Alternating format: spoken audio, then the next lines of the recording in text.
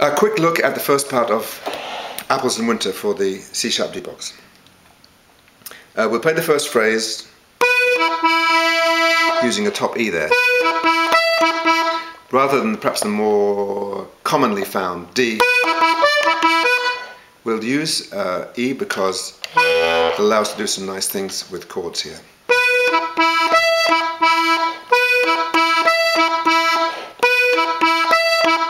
Now for the second bar, your fingers are nicely positioned here and we're not going to move them. Move the foot.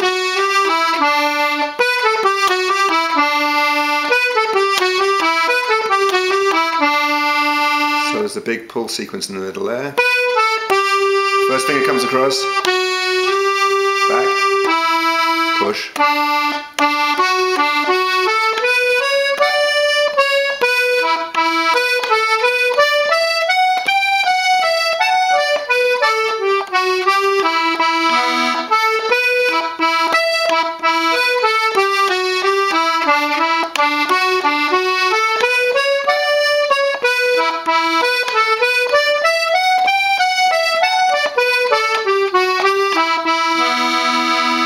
We'll look at decorations and grace notes that we can do a bit later on, but let's just get that basic first part down.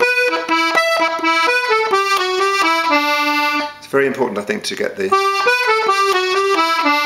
use the outer row F sharp there. There's nothing to be gained from using the inner row. In fact, you gain fluidity, and also for the chord it helps to be playing it all on the pull there. Okay, chords. What chords are we going to do? Let's just use bass notes here, because you may have major triads on your box, which is not going to help, and you might play big block chords like the bass and chord together, but let's just use the bass note. That's E. Now change to G, if you can find it. G, A, D. If you can see it.